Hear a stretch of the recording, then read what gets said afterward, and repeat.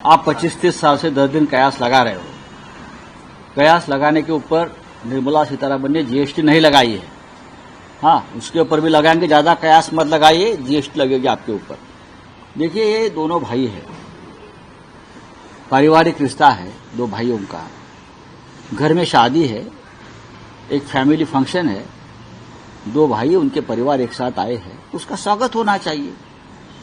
भाई अगर भाई से मिलता है, बैठते हैं, गपशप करते हैं, शादी में बैठते हैं, तो उनका स्वागत करना चाहिए। महाराष्ट्र की परंपरा है ये हमारी। राजनीति बाहर, दरवाजे के बाहर, घर के बाहर।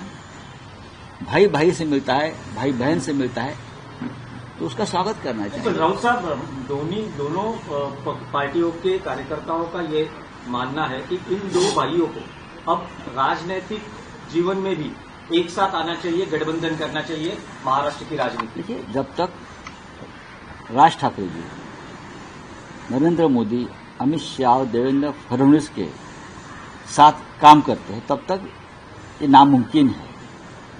नरेंद्र मोदी जी, अमित शाह जी, फडणवीस, ये तीनों ने मिलकर महाराष्ट्र लूटने का जो एक काम चालू किया, महाराष्ट्र तोड़ने का, महाराष्ट्र लूटने का, महाराष्ट्र को कंगाल करने का, मराठी मानुष के ऊपर अन्याय करने का, जो उसने बीड़ा उठाया है, और राज ठाकरे जी उनके साथ खड़े हैं। तो आप बताइए, आप मुझे सवाल पूछते हो कि ऐसे नेता के साथ शिवसेना कैसी जा सकती है? ये वैचारिक मतभेद है। ये in the interest of Maharashtra में बोल रहा हूं। ये महाराष्ट्र के हित की रक्षा की बात करता हूं। ठीक है, राज ठाकरे के बेटा चुनाव लड़ रहा था, अमित, दादर में चुनाव हार गया। क्यों हराया उनको लोगों ने? इसी वजह से हराया। को लेकर महायुति में जो तीन पार्टी है वो अपने अपने पार्टी के नाम आगे कर रही है, क्योंकि हर एक को देखिए, गार्डियन मिनिस्टर जो होते हैं, अभी पहले सरकार नहीं बना, सरकार बना तो जो विभाग है, जो खाते वाटप बोलते हैं, पोर्टफोलियो, उनका डिस्ट्रीब्यूशन 1 महीने तक अभी कल किया है। अब गार्डियन मिनिस्टर के बारे में खींचतान चल रहा है। उससे क्या होता है? गार्डियन मिनिस्टर अपने अपने क्या बोलते हैं, हमारे भाषा में मराठी सूबेदारी बोलते हैं, संस्थानिक बोलते हैं, राजा अपने अपने डिस्ट्रिक्ट के। वो आप किसको कहाँ डिप्यूट करना है मलाई खाने के लिए, उसके लिए खिंचातान चल रही है। उससे क्या होगा? हाँ, आखिर तक चलेगा अपने अपने बार्गेन पावर लगा के। अब मुख्यमंत्री फिर एक बार उनको तबियत खराब हो गया और वापस अपने गांव चले गए। उनकी तबियत बार बार खराब होती है, मुझे चिंता लगती है।